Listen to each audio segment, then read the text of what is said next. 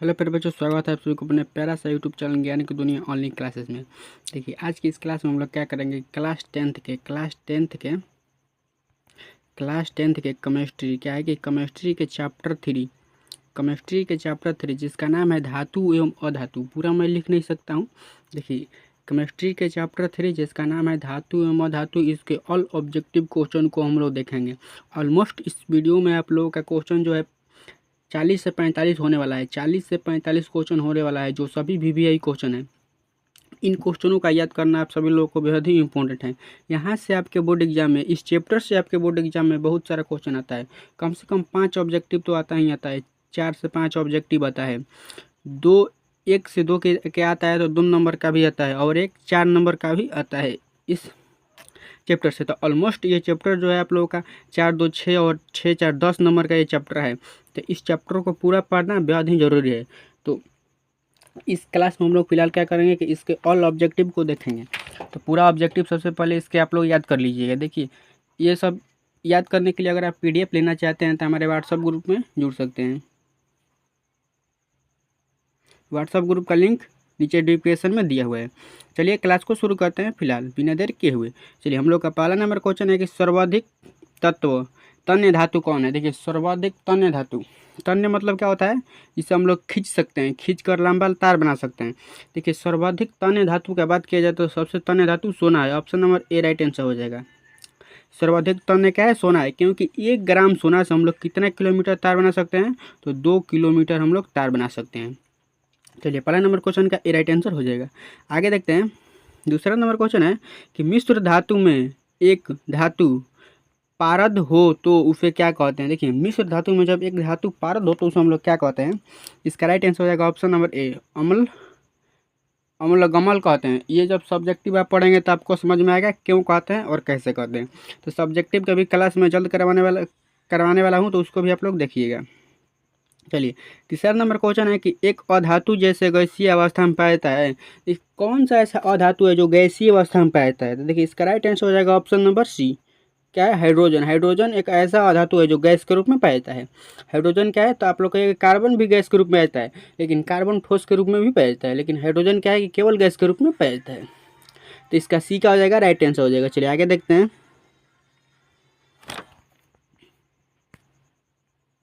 चौथा number question है कि लोहे में प्रमुख अयस्क है। जो लोहा में प्रमुख अयस्क कौन सा होता है। देखिए, लोहा का प्रमुख अयस्क की बात की जाए तो होता है haematite. Option number C right answer हो जाएगा, हेमेटाइट।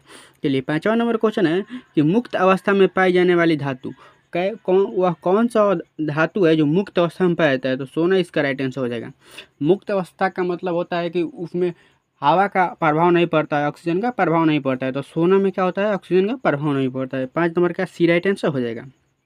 देखिए, 6 नंबर क्वेश्चन है कि लोहा निकेल और क्रोमियम के मिश्र धातु को क्या कहते हैं। देखिए, जब लोहा निकेल और क्रोमियम को मिलाकर बनाया जाता है तो वो कौन सा धातु बनता है, उस धातु को हम लोग क्या कहते हैं। देखिए, इसका राइट आंसर हो जाएगा ऑप्शन नंबर डी, लिथियम कहते हैं। लिथियम नहीं, डी हो गई, ये है ना, डी है। 6 नंबर है ना, ऑफ्टेनलेस स्टील कहते हैं, ऑफ्टेनलेस स्टील कहते हैं। निकेल क्रोमियम और लोहा को बनाकर मिलाया जाता है, ऑफ्टेनलेस स्टील। डी इसका राइट आंसर हो जाएगा। चलिए, आगे क्वेश्चन है 7 नंबर कि एक धातु जो हथेले पर पिघलती है वह कौन सा धातु है। जिसे हम लोग हथेली पर लेंगे ना, तो हथेली पर लेते ही वो पिघल जाती है।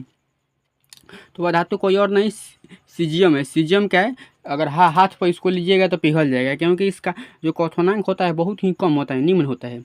बी राइट आंसर हो जाएगा इसका। चलिए आगे देखते हैं।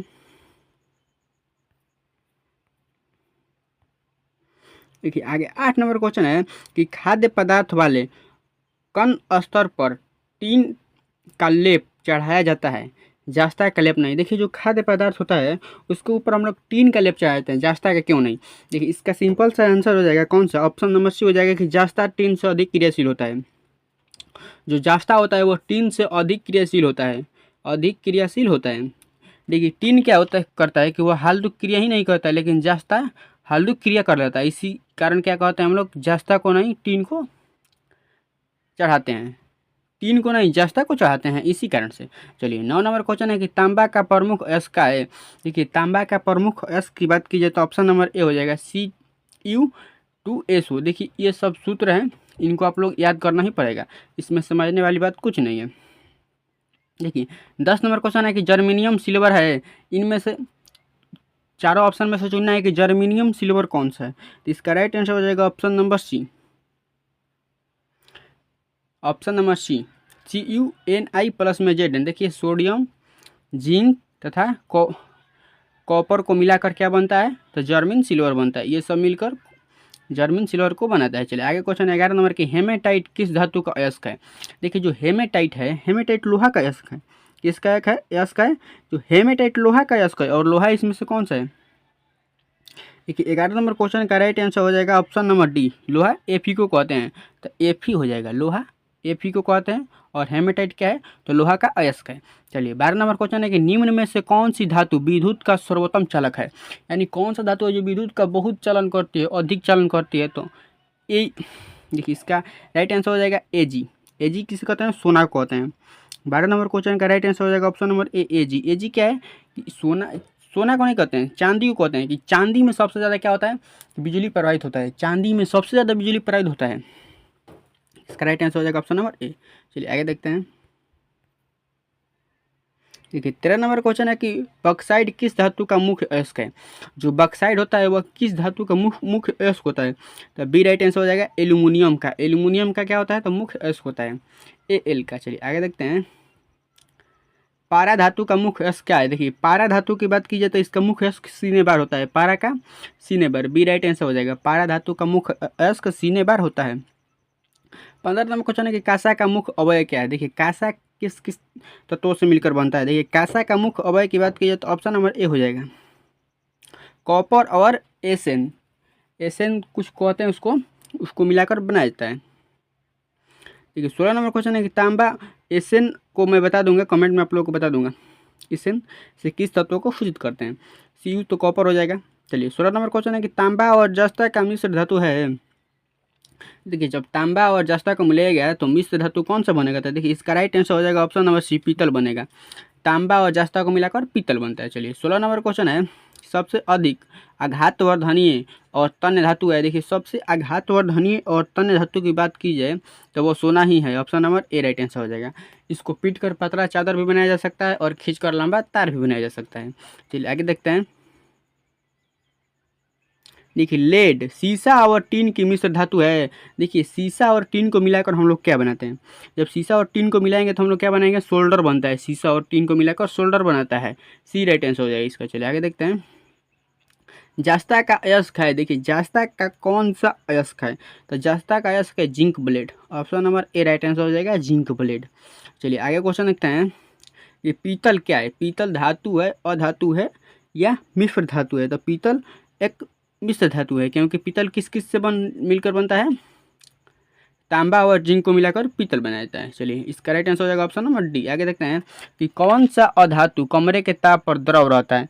देखिए वो कौन सा अधातु है जो कमरे के ताप पर भी ब्रोमीन हो जाएगा। इसका राइट आंसर, कमरे के ताप पर क्या रहता है, तो द्रव में रहता है। इसका राइट आंसर हो जाएगा ब्रोमीन, ऑप्शन नंबर ए। चलिए आगे देखते हैं कि निम्न में से कौन आयनिक यौगिक है। देखिए आयनिक यौगिक किससे कहते हैं, ये जब हम लोग सब्जेक्टिव को बनाएंगे ना तो जरूर ही जानेंगे। 22 नंबर क्वेश्चन का राइट आंसर हो जाएगा ऑप्शन नंबर ए, CaCl2 होता है आयनिक यौगिक। चलिए आगे देखते हैं। देखिए 23 नंबर क्वेश्चन है कि निम्न में से कौन उत्कृष्ट तत्व है। उत्कृष्ट तत्व किसे कहते हैं, ये अभी हम लोग सब्जेक्टिव में ही जानेंगे, क्योंकि जब मैं इसमें बताने लगूंगा तो वीडियो बहुत ही लंबा हो जाएगा। तो अभी यही समझिए कि कौन सा उत्कृष्ट तत्व है और इसको आप लोग याद कर लीजिए। आर्गन क्या है, एक उत्कृष्ट तत्व है। Option number A right answer हो जाएगा। चलिए 24 नंबर क्वेश्चन है कि निम्नलिखित में से कौन उप धातु है। देखिए उप धातु कौन सा, उप धातु पहचान कैसे कीजिएगा। उप धातु 24 नंबर क्वेश्चन का राइट आंसर हो जाएगा ऑप्शन नंबर डी, SB क्या है, तो उप धातु है। SB हो जाएगा उप धातु। ऑप्शन नंबर नहीं, देखिए यह ना है निम्न में से, हाँ यही हो जाएगा, SB हो जाएगा उप धातु। चलिए आगे क्वेश्चन देखते हैं कि धातुओं की प्रकृति होती है।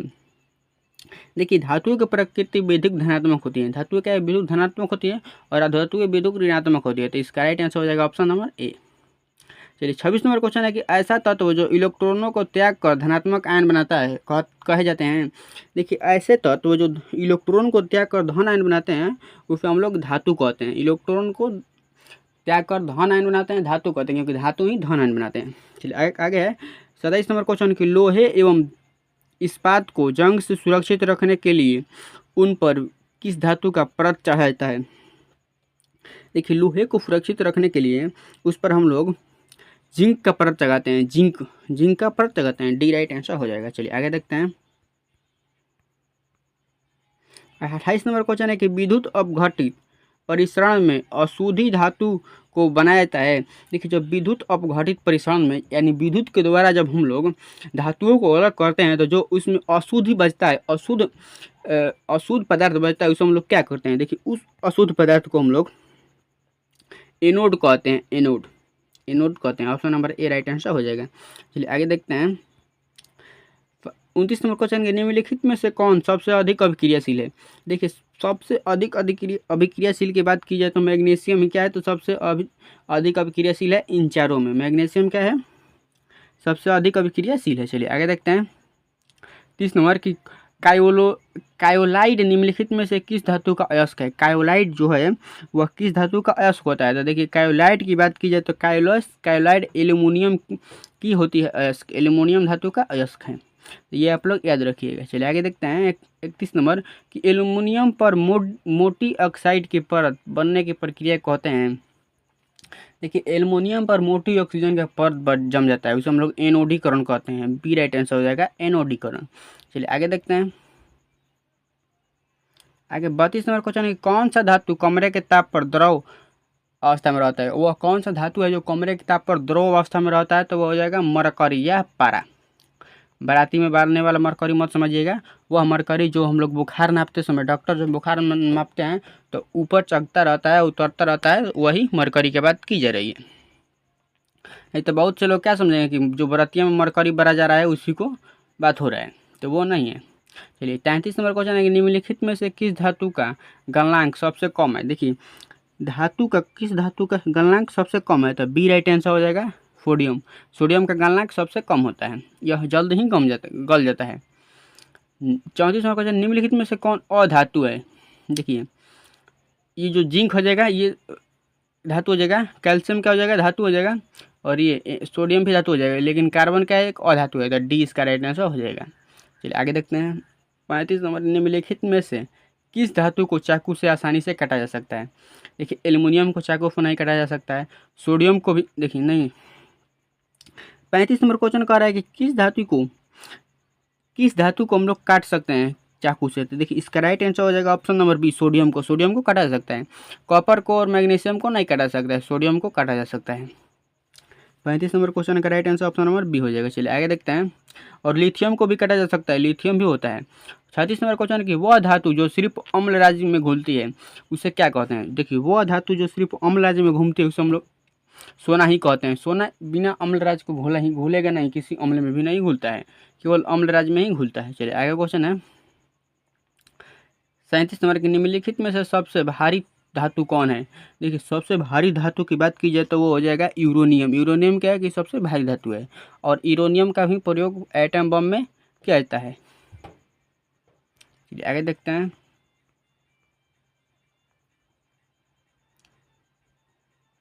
आगे 38 नंबर क्वेश्चन है कि लोहे पर जिंक लेपित करने की प्रक्रिया को क्या कहते हैं।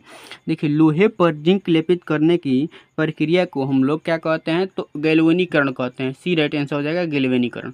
चलिए आगे देखते हैं कि आभूषण बनाने वाला सोना होता है। देखिए जो आभूषण जिस सोने से बनाया जाता है वह 22 कैरेट का होता है, और 2 कैरेट कोई अलग चीज़ मिलाया जाता है, चांदी हो या पीतल मिलाया जाता है।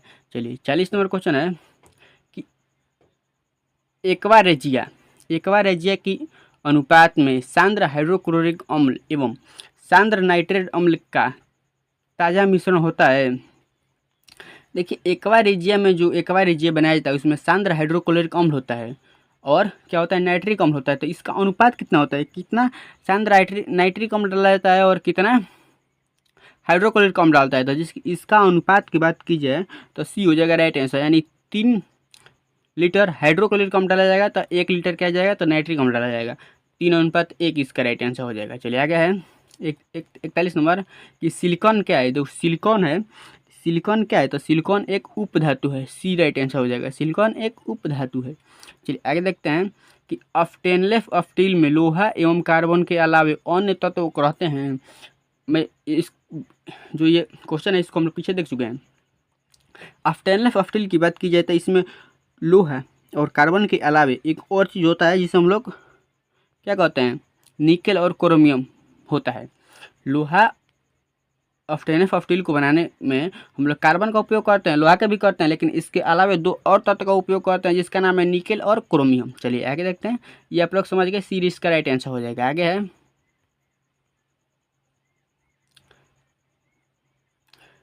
आगे है 43 नंबर क्वेश्चन की अधातुएं के ऑक्साइड होते हैं। अधातु के ऑक्साइड कैसे होते हैं? देखिए अधातु के ऑक्साइड अम्लीय होते हैं, बी राइट आंसर हो जाएगा। चलिए 44 नंबर की कार्बन क्या है? तो कार्बन एक अधातु है, बी राइट आंसर हो जाएगा इसका। आगे है कि 45 नंबर सबसे कठोर प्राकृतिक तत्व पदार्थ क्या है? तो सबसे कठोर हो जाएगा हीरा हो जाएगा, option number C right answer हो जाएगा। तो आप लोग बताइए 45 क्वेश्चन में आप लोगों का कितना सही हुआ? अगर 45 क्वेश्चन में आप लोगों का कितना सही हुआ कमेंट में बताइए। और आप लोगों को यह वीडियो क्लास कैसा लगा, वीडियो कैसा लगा, कमेंट में ज़रूर आप लोग कुछ ना कुछ लिख कर ही जाइएगा। और व्हाट्सअप ग्रुप में जुड़ जाइएगा। व्हाट्सअप ग्रुप का लिंक मैं डिस्क्रिप्शन में दे दूँगा, वहाँ से आप लोग व्हाट्सअप ग्रुप में जुड़ जाइएगा। चलिए क्लास को वहीं पर समाप्त करते हैं। ज़्यादा ज़्यादा क्लास को आप लोग लाइक ज़रूर कर दीजिएगा और कुछ ना कुछ ज़रूर कमेंट लिखिएगा, क्योंकि मैं आप सभी लोगों का कमेंट को पढ़ता हूँ। चलिए।